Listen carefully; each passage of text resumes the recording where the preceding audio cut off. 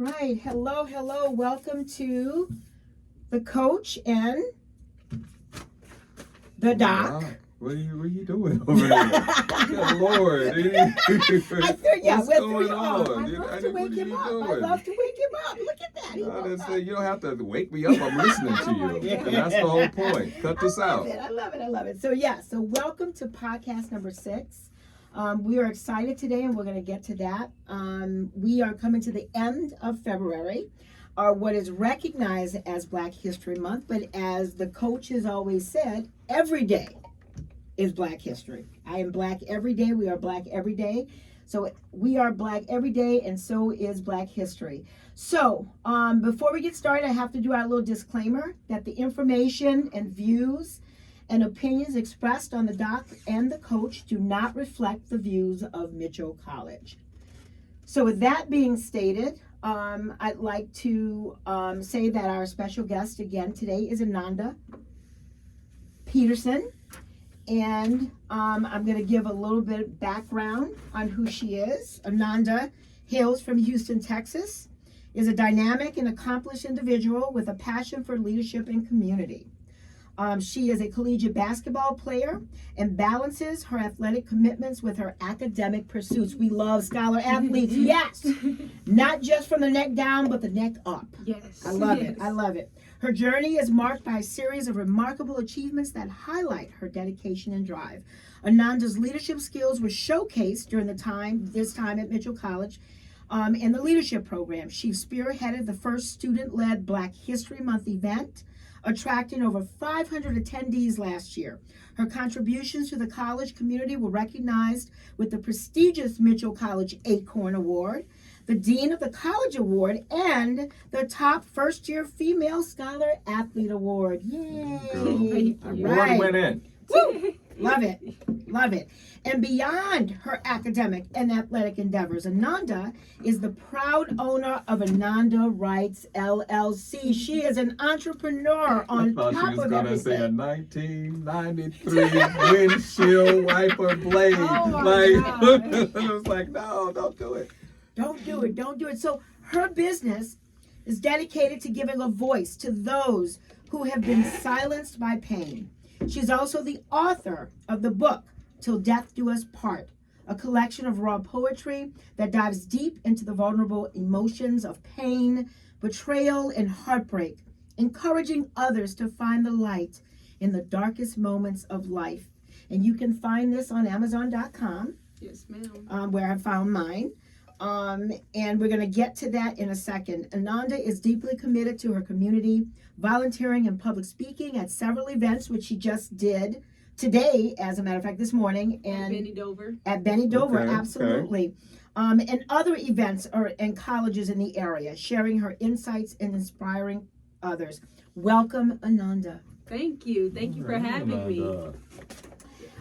So you know what? I definitely want to start with the book, because I think when you came to campus, you were working on that. Yes. So talk to us a little bit about that.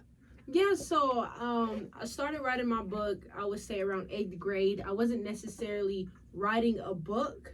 I was more so just jotting down my thoughts, my feelings, my emotions, because I didn't want to share it with anyone, my friends, my parents, or anything like that, because I didn't want them to perceive me in a different light than, their little girl, or like see that I was, I guess you could say, like a complex human being with all these other emotions, but just want to be like happy, or that. So it wasn't until my 12th grade year where I actually was dating someone and we broke up. I actually really liked this dude, but when we broke up, it caused me to revisit those writings, and then recognize that it was laying out in a book form, which I kind of knew already, because someone told me I think like my 10th grade year that it was a book, but I ended up stopping it because I was letting someone else edit my work. And when they were editing my work, it wasn't my voice, because I didn't know it was poetry at the time. And I didn't really even dive that much into poetry. The only poetry I really read was Rupi Kaur and all that. I think it was like The Sun of Their Flowers and something else. But that was the only poetry book I really loved, and I read it from front to back one day, basically. So once I, carrying on, once I found out my work was poetry after the heartbreak and everything, I found out because I started going to the library and everything, which I was a student athlete, don't really go to the library and all that stuff. Well, I didn't. And I started going, and she started teaching me about basically poetry and everything. And I started pulling from, everyone thinks it's about one person. But what I learned, it's from multiple experiences, because you go through multiple experiences, at least some people do, but I did. I went through multiple experiences where I pulled from each experience, and recognizing that, when you're not healed, it might be a different face, but it's the same trauma and the same emotions and everything. So I started recognizing if you remove the face, I'm basically dating the exact same person. So that's when I knew it was something inside of me that needed to be changed, basically. But I didn't find that out until way after, when I was in college, my 9th grade year. But yeah, so just to wrap it up, I was working on that book, and my 12th grade year is when I started bringing that into that poetry and all that, and turning it into the book. So when I was coming here, I was then working on the illustrations, and so I was kind of done with it, making a few tweaks to it, but for the most part, I kind of had it already done, I would say. Okay, so in you writing your story, right? And I know you're a young lady in your 20s. So somebody, old Carter like me, might look and say, well, she talking about some heartbreak. Ain't seen nothing yet. But the wisdom that I have of my years says that there's some bravery that you've shown in sharing yourself. And sharing yourself, you've had this growth, and even in this conversation, you'll go back and you'll see that you said, no, I ain't want to tell nobody nothing, to this point where you put this book out, and now there's this mass audience that you're sharing with. Exactly. So what actually flipped that switch from being so very, very private and just writing it down to, I want to put this out and give it to people in a book? That's a good question. What comes to mind when you say that is, I have my Uncle Duna, Uncle Joseph Peterson. He's a pastor. And I wasn't the best kid. You might see me and you think oh, she was always, no. I was that troublemaking kid, getting detentions for weeks at a time, doing all sorts of things and all that. And my uncle used to always tell me, because I'm really big in my faith, he used to be like, I know, you got to get sick and tired of being sick and tired, or you're not going to make no change and stuff like that. So I remember just getting so much to a point, with my dad being gone, with insecurities, when I kept getting in relationships and they kept failing, kept ending the same way, where it's something has to change. So that last relationship that I had, it really triggered that change. So that's why, it's hard in the moment, but I like to welcome that pain sometimes, because it flips the switch, It makes you no, I don't want to take this anymore. I want something more. So I feel embracing that pain, and then, I like to say, turning my pain into purpose. So basically embracing that pain so I could turn it into that purpose is what really flipped the switch. Okay. And you know what you made me think of is many times, I'll tell clients, I've told students, suppression doesn't work. So what it sounds like you were saying is the pain that you were having, you were trying to tamp it down, or and not acknowledge it and hoping that it would go away, but there was something that just wouldn't go away. You kept revisiting that, like you said, in your relationships. It went from one to that, from your father to your personal relationships, your intimate relationships, and sort of revisiting that. So the way I'm seeing it is you're saying okay, until I acknowledged that pain that's there and pulled it up and sublimated it through writing. Let me channel that through writing. It made a difference. I think the biggest thing too is recognizing that I'm not the same. I think we get caught up in comparison, and I'm not even talking about on a big scale, but on the little scale, that comparison of saying why can't my life be like this? Why did my dad have to go to jail? Why did I have to go through this heartbreak? We get so caught up in asking all these questions on why our life went the way it went. instead of and I feel like as soon as I stop getting so caught up in the questions, this is cliche, but it's when I stop asking, why me, and then start asking why not me. Although like it was hard to ask that, but it's like, okay, I recognize that I'm different. I recognize I think different. I recognize I live my life different than these people. I recognize my mindset is on a different level than these people. So when I started embracing all of those components of myself and saying, okay, it's all right if, I don't drink or smoke.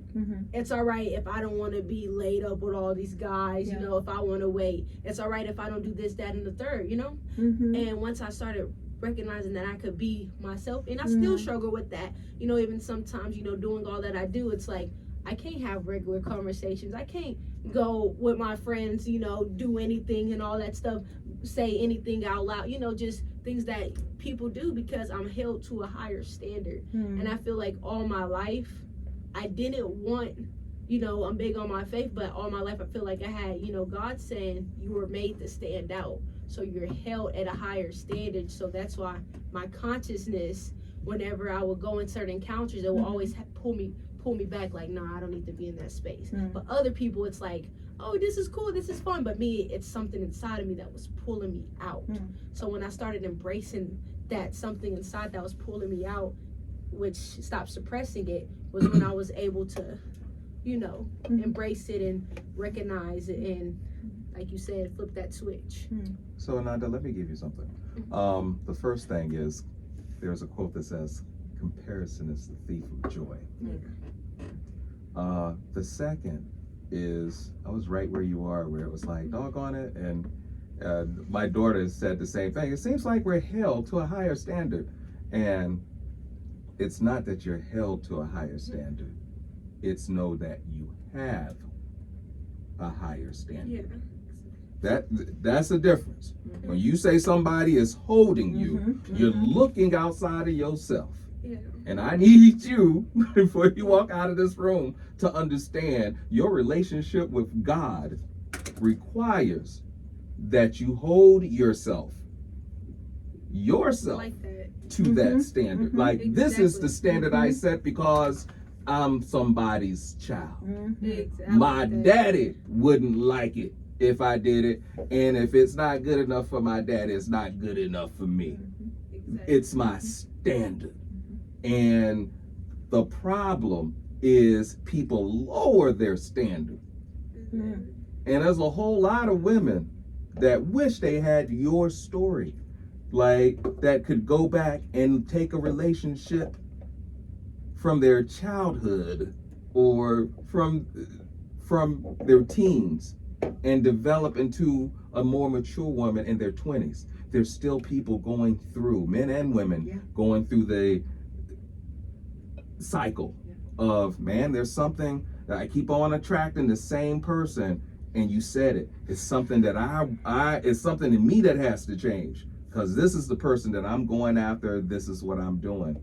But when you say standards, you own those standards. This is the standard that I set. And the reasons are, my relationship with God is ever so more important than anything that you can ever hope to give me. Like, and that's just, I'm just telling you how I feel about it. My relationship with God is ever so important, that my standard that I know I should be at, that I set for myself, because we are the ones that raise and lower standards. I like that, because then it makes you look at it more so, oh, I'm held, like I have to do this. You don't have to do it. But if you hold yourself, it makes you take more accountability. It's ownership. And you just remind me of a time I remember when I first got blessed with Mitchell College's first full ride scholarship.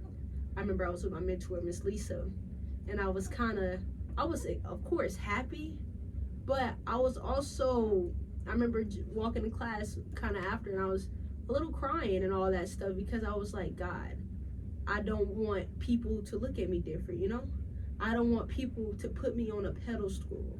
I don't want people to, think I'm all that. I want to be treated like Inonda. And then I said, most of all, I don't want to not be humble anymore. Because, a lot of times we could say like, oh, like, I'm humble. Like someone could be so humble, but then they get all these blessings and everything.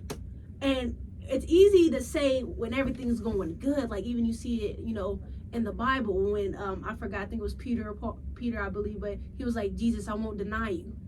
But as soon as that situation happened, he denied him. So it's like right now I could sit here, oh, I'm humble. But it's like that character gets challenged every day. But I remember Mr. Booker took me to talk to this principal at this middle school, I think somewhere over here, I forgot which one, but he basically told me, look, you are on the pedestal. You deserved it. You worked for it. Like, be on there, like, and embrace it. And I feel like that's my challenge a lot. I don't embrace, sometimes. I don't think you have to embrace it. Yeah. If it's something that you don't want to embrace, here it is again. I want you to have the gift of your choice, Yeah. and the gift of your choice is the mindfulness to accept certain situations, and then to say, nah, I don't know how I feel about that, and I'm not going to go that way. Yeah. It's always a mindfulness about going about life, and goes right back to the point of, why did you share this point? Why would I share my pain when I ain't share my pain with all these close people up to now? Why do I share my pain in this larger form and platform? You get what I'm saying? Yeah. Because your story isn't unique, but it's unique that you share it. Yeah. And that's the beautiful thing. Like, I want people to see, like, that young lady set a standard, and it's something I want to live towards. It's something I want to get myself to. Because that is why people look towards you. One of my favorite doctors always talks about modeling. And doggone it. That is what you're doing. Model. And when you say model, are you going to be the model that's the before? Or are you the model that's the after? Are you the model that, hey, before I had God in my life, but with the master, with God, look at me. And there's nobody that elevates me but God. Nobody can knock you off but God. Man, that's a beautiful boss to serve. Yeah. That's a beautiful thing to work for. Because high, low, you right where you're supposed to be. And some people, I had a friend talk to me today. She said, James, some people think still means everything got to be still, and you don't do nothing. Still is having a peace of mind to really be able to go and deal with people. Deal with the people that have put you on that pedestal, and you know how they look at you, but you still treat them, and they get this down home person. They get Houston.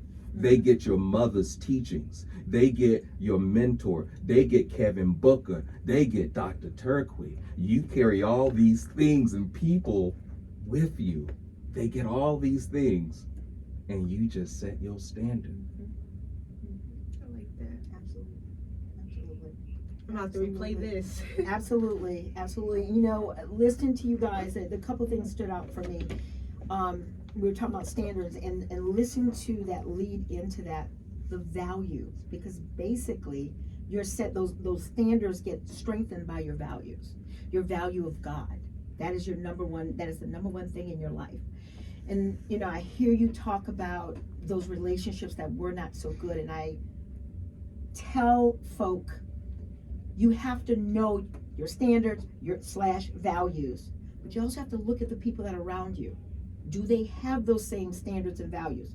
Because when you go into those relationships, and that's even family, because family members don't always have the same values and standards.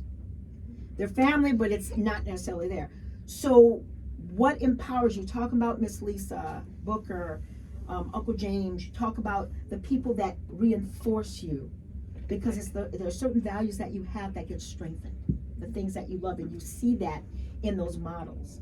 And it reinforces you. And I also heard you when you talked about not sort of being humbled. For me, it sounds like imposter syndrome. Am I really supposed to be doing this? They must be mistaken. That can't be me.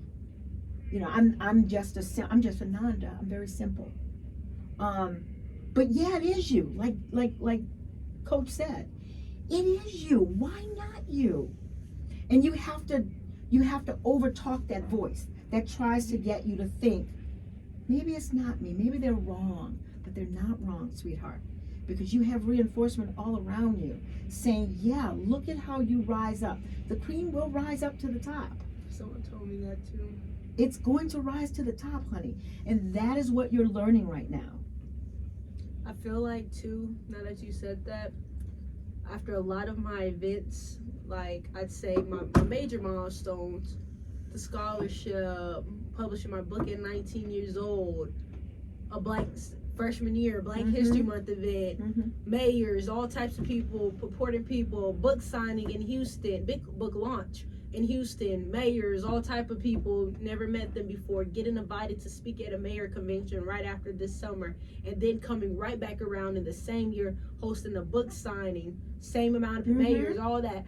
It's like, I don't think I've ever, it was never no tears of joy. Like, yes, I'm extremely excited, but it's like something in me, like, I've never, like, really embrace it, I guess, as my, like, even when people talk about my book, I say, yeah, like, it's my book, Till Death Do Us Part, this, that, like, I normally try not to, like, maybe it's because I'm on campus, but if I'm not on the big stage, I would prefer not to, you know, talk about it as much or something like that. So I think I do have something like that sometimes. And you have to just remember, you are here for a reason. God put you where you are for a reason. And the road is not always smooth. Yeah. Take a look at some of these saints and these folks who have come before. It wasn't smooth, but they had a mission. They had a walk they had to walk. And there are those beautiful aspects of it, and then there's those bumpy aspects of it. But the message is still, there's something about you. There's a message that has to come out. And that's what you're doing. Through the book and through the letting our voices be heard as well. Yeah, and I want to go back and say something about what Dr. T said, and it's about the company you keep, basically. Like, you can be you. Be authentically you. Because if you can put out your pain from your teens and share that, your peers, they're not talking about their pain like that. So be you. You've given yourself to be you. And if you can't be you at every moment, and that's good, bad, happy, sad, like sometimes you catch me and you're gonna get cursed out. I'll apologize later on, but you caught me in a moment. You know, I'm very human sometimes. Sometimes I'm hungry and hey, I need to stop and get this hamburger before I deal with you. Like, there's just these moments. And listening to you, I hear a little bit of just my own story, because it's like, hey, James, you can come be a pastor right here, right now. And I was like, hey, I don't want to do that. I'd rather not. I'd rather just talk to people just like this and do something different. I don't want to sit and be in front of people every Sunday, even though I'm in front of people every Sunday, and tell them things. I'd rather have the conversation, because that's really where community grows. It grows in conversation and sharing yourself, and people can pick up authenticity, as I can't pronounce it. But doggone it, they know when you're real. Yeah, right. Exactly. And so, why waste time wondering about what they think when what you really know is who you are? And those are two things. I'd rather show you who I am at every moment, because me worrying or thinking about what you're thinking or who you are, it's inconsequential. As soon as I know that I can go before and gracefully, peacefully go before the throne of God, there's not a man on earth that I really worry about. Think about these things. Think about your parents and the things they've told you, right? Yeah. When you profess this love of Christ, that's part of it. That's why he could ever be so humble, because I know whose I am. I know who you are. I know who everybody here. I know there's this connection. So in every room you walk in, it's even money. Even money. It's just that I can be real and be myself. And that can sometimes be a very scary thing, because people are used to people hiding. Hey, I don't want you to tell me about that. But I guarantee you walk right downtown and you find somebody tell you about their problems. You don't have to walk around that long before you walk and sit for somebody to tell you about their problem. But what if I don't tell you any problems? What if I just tell you about me and the things that I'm involved in and the people that I know? What if as I go around and I say, hey, look, I got this event that's coming up, and man, you need to really come and hear these beautiful young people take this baton. And this moment where people are ever so taken aback by what their government is doing, your event was that much more important to show young people that they can share their voice. Like, there's a young man, I forget his name, doggone it, but he's the basketball. He always wears the basketball jersey. Oh yeah, with the John? tall, with Tall. the small locks. Yeah, he'll probably be at the Lots. library today. But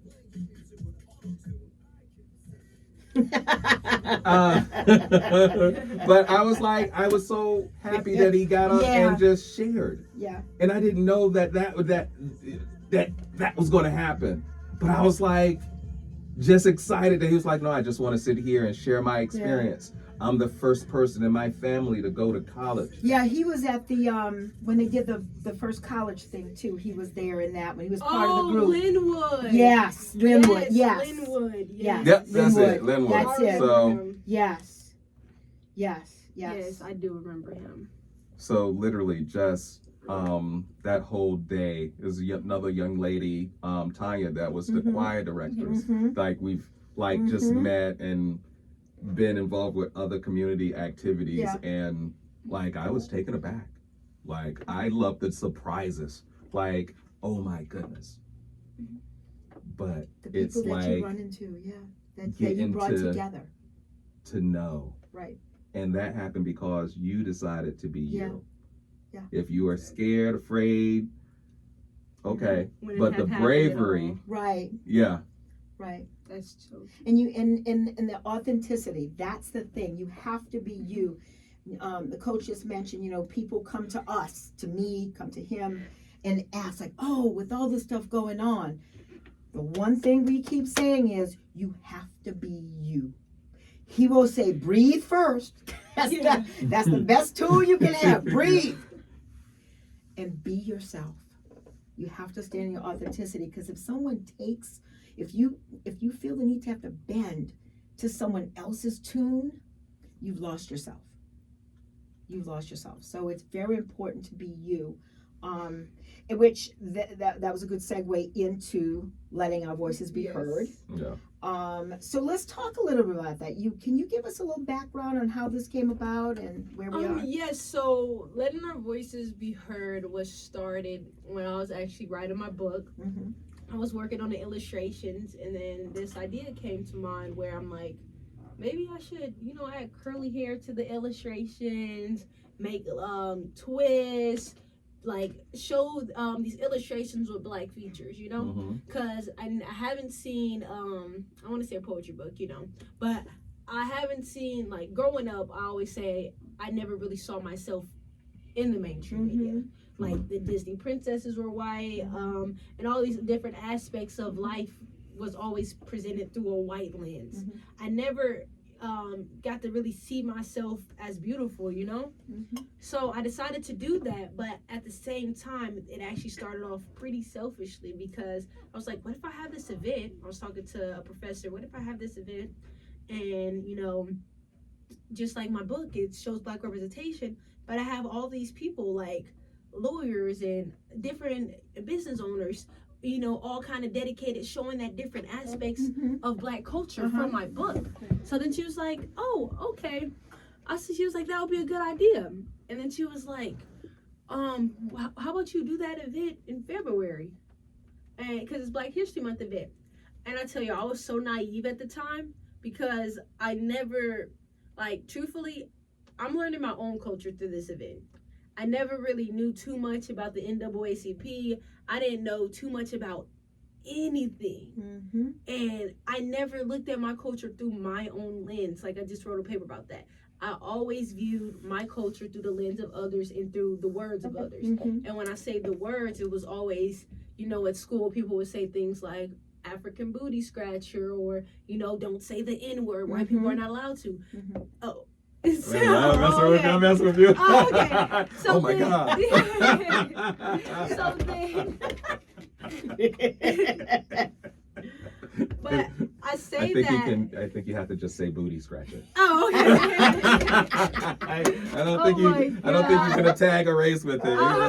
You just gotta. Sorry, guys. Oh my. I think you just gotta go with the action. We That's can what I crop saw. We can crop that out.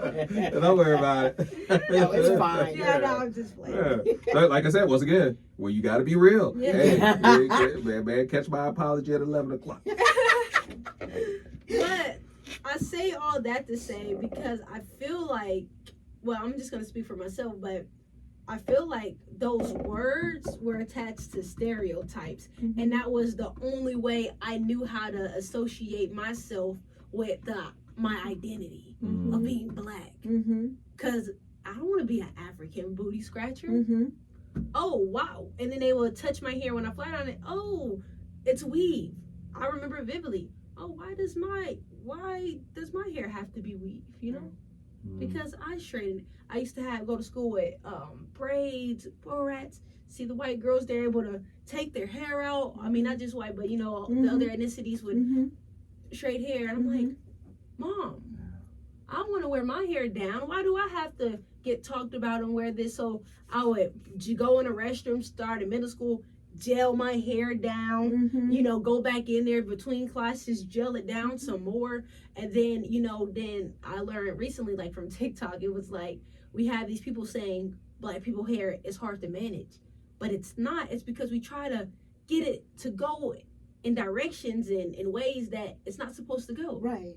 So the moment I literally, you know, damaged my hair from that and everything, but now I really, you know, keep it in protective styles and, you know, this kind of off topic, but, and then I started letting it, you know, do what it's supposed to do. Yeah. But I say all that to say, it's just, this event has really taught me my own culture. And it didn't start off as a Black History Month event. It started off as a selfish thing. I wouldn't necessarily call it selfish, but more so me saying, I want to promote my book. But, you know, of course, as time went on, you know, God basically spoke to me and through my mom. It was just like, look, you have that time to celebrate yourself. But right now, do what you have to do, you know, through the school. Follow the regulations, the guidelines that the school is telling you to, you know, basically conform to that and everything.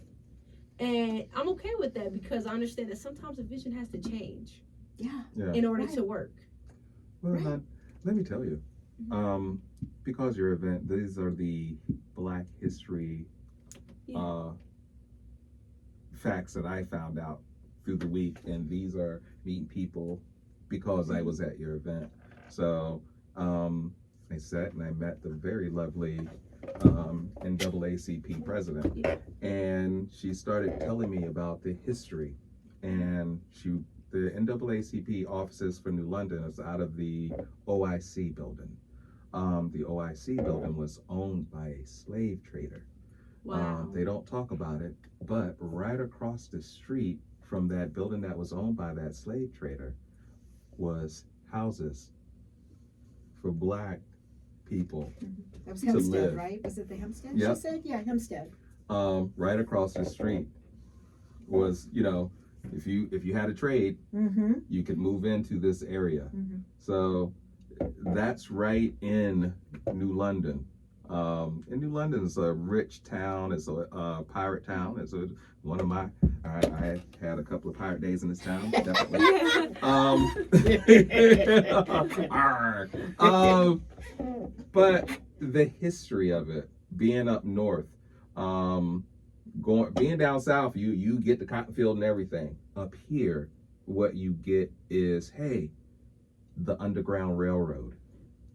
You get these spots and everything where, oh, did you know that this house was used and this house and these people could only go right here? This section was in the Green Book, a book that's used for Black travel because Black people couldn't stay everywhere. So that history is available. So as I look to do a whole lot of events out of OIC, guess what I get to pass on? Did you not know this is this and this is this? Yeah. But that didn't happen if your event doesn't happen. Mm-hmm. See all the connections? Exactly. So that's how important your voice is. Right. Right.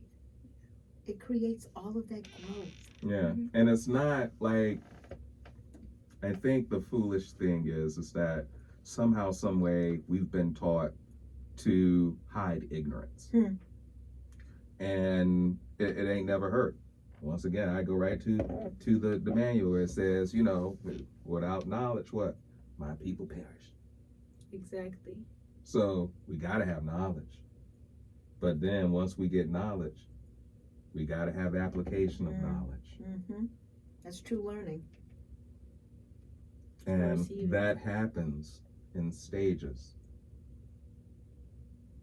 We keep on learning. We continue to learn as we grow. Like, once again, the seeds that you have planted just from your 2 events. Look at what you've been able to do, the people you've been able to highlight, spotlight. Let me tell you, public speaking is one of those things that is the biggest fear. I think it's still number 1 out there. It's still out there, yeah. And when I see, and I'll just go back to Linwood again, I couldn't have been more proud if I was his father.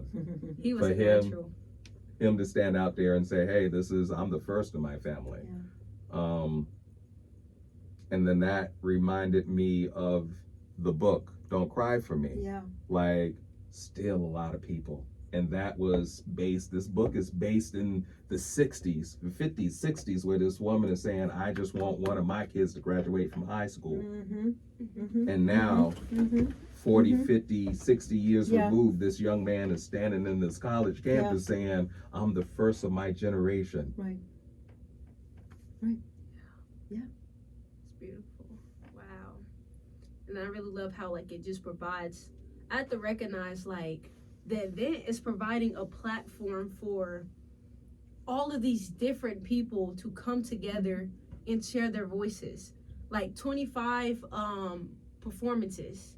So in each performance is probably 2 to up to 8 people. But it's it's this platform for Linwood, for all these different performers to come and share a part of them that they wouldn't have yet shared if this event wasn't possible.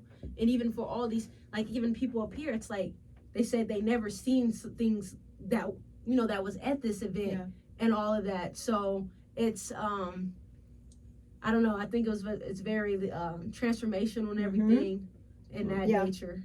Absolutely, and that's what you're seeing, and that's what I was going to ask you. This is your 2nd year doing this, and again, it's growing. It's still developing. It's beautiful. It's working. You've got great feedback on the success of this. So at this point, where do you see this going? Well, that's a loaded question. I would say I see this going.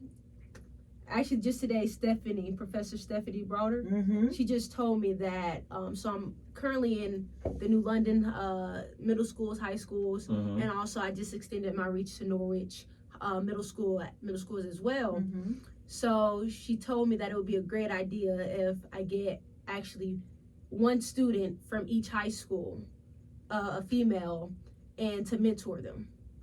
So one from each high school. So I'm looking towards next year to really connect with the principals at the high schools and to get a student of their choice that's showing great leadership skills and everything like that to start a mentorship program and basically lead these young girls up under me to show them basically what I know, but also get them connected and teach them different things that I didn't know growing up. Because like I said, I didn't know my history. And you know, even sometimes I still go to like family didn't. Like I just went to a board meeting with, you know, President SB and you know, the board of the trustees member, and I'm like, I don't know like how I'm supposed to operate at those tables. I wasn't taught that. So it's like to have these girls, you know, learn how to operate in these spaces. Like Miss Lisa, sometimes she would have to tap me like, put your napkin over you, do this, you know, button this up. You see what I was? Oh my God. Just and good Lord, no, like. You don't know the things that have come from your vet, and that's what I'm gonna say. And shout out to Marvin Espy. Oh yes. Like I'm going to share. Like it's always a beautiful thing when artists can get in the room. So from just shadowing Marvin, like I'll show you what I did. Right. Oh wow. So. Jeez. You did that at the event? No, this is after. Oh. Marvin was literally caught me like in my Marvin moment. So I don't know how many times. I think I'm up to 6 now with Marvin Gaye. Yeah. 2 with Prince, 1 with Diana. So yeah, you get to these little points of sketching, and literally, I saw Marvin use a white charcoal pencil, and with great effect. So it was like when you see the pop of Prince's eyes in that picture, I got to give that key to him. Like, and I was like, oh, just going crazy. Like, once again. Oh wow, that's beautiful. Isn't that amazing? Yeah, and I think that's a good point because I had to recognize the event is bigger than myself. Even in the moment that I'm at the event, I had to recognize because I'm backstage. Yeah. The sound booth's messing up. I know all these aspects of how I wanted the event to run. So I'm thinking, oh my gosh, this is a fail. Like not a fail. I'm like, oh, I hope people are enjoying. You know, the people are not watching the performances. I hope the performances, the ones that drove, you know, hours away to come here, that they're having a good time and different things like that. But then when I come out, you know, I step outside of my flesh, you know, and I listen to other people and they're like, you know, I'm so happy I got to connect with this person. The, you know, Sweet Little Details, the owner of that company, I love them. She came up to me, she said, oh my gosh, I tried to pack more this year, but I still sold out. The person of Going Places Worldwide, he even told me that he sold out, that he met a lot of good connections. So now I see a bunch of people on campus rocking his hoodies. And I just see so many things where I realize, because, you know, I'm only getting taught, I'm only seeing what I know. But when I hear your story, I'm like, you just, you know, got inspired to draw more. When I hear Stephanie, that now they're starting a program because they just got to connect. And it's like so many, this event is just a foundation. And that's what for the seed to be planted, and then that tree starts to sprout, but then those branches starts to go on from it and all that. So it makes me realize how important, because at the beginning of this year, I was talking to a few mentors, Mr. Booker, and I was like, do you think I should do this event again? I don't know, you know, I got basketball, I got school, you know, is this just a more of added on stress? And that's when he told me those words. It's bigger than you. My auntie, she told me, she said, well, what's going on in the world right now, this event is needed more than ever. So it really took me to get out of myself and, you know, listen to what God was telling me, because a lot of times, you know, you just, I don't want to do that. But I had to follow the calling, and I'm glad I did. I don't know who you had. Like, it was the young lady that was helping you with MCing. And I didn't understand, she had stuff we were talking Shay this morning. Who? Shay, our new little one. So she's reading her stuff with the curtains down, and I'm like, oh, like. Oh, you knew that was her? Well, I was backstage. We were when she was backstage there. waiting to perform.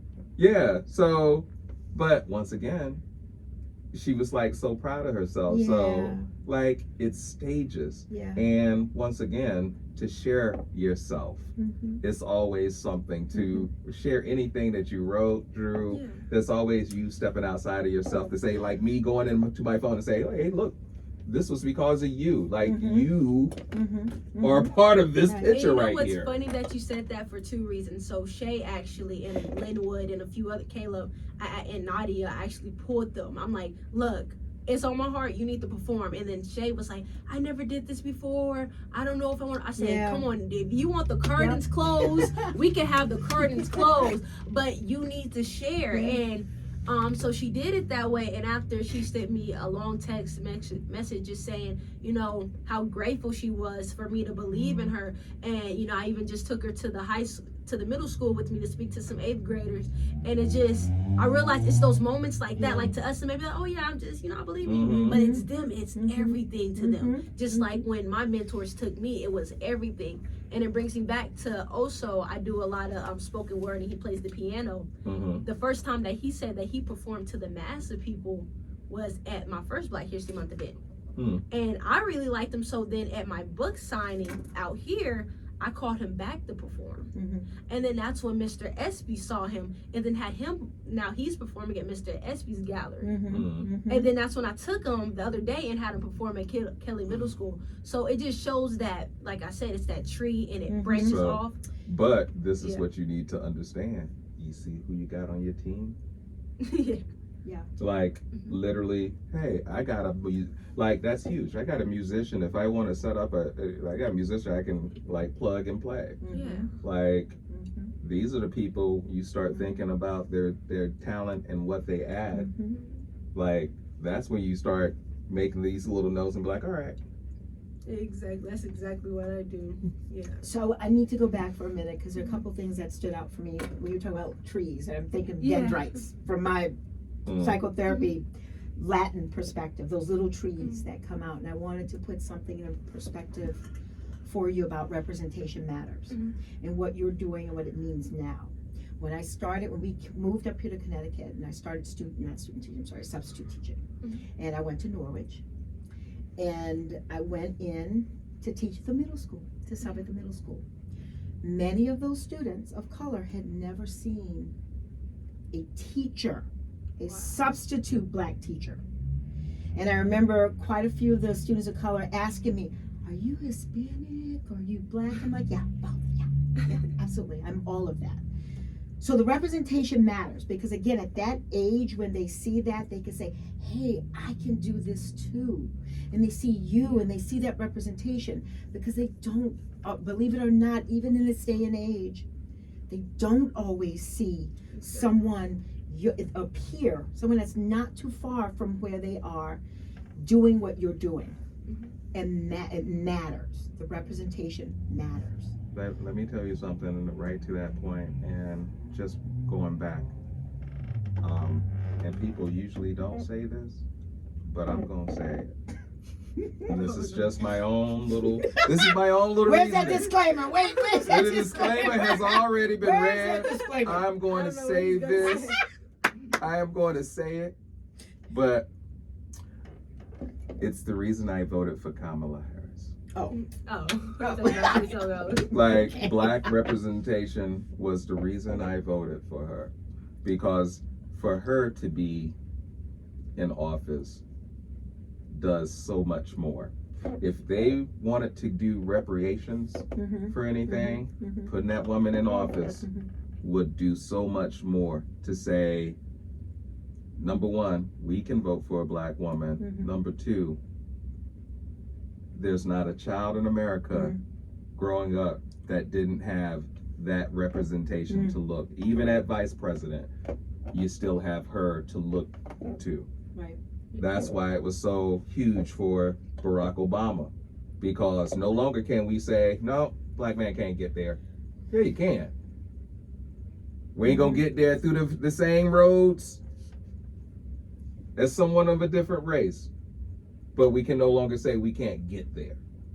Exactly. And while I may say we can't get there. Mhm. I also understand generations below me just know, oh, that's just something that's achievable. Mhm.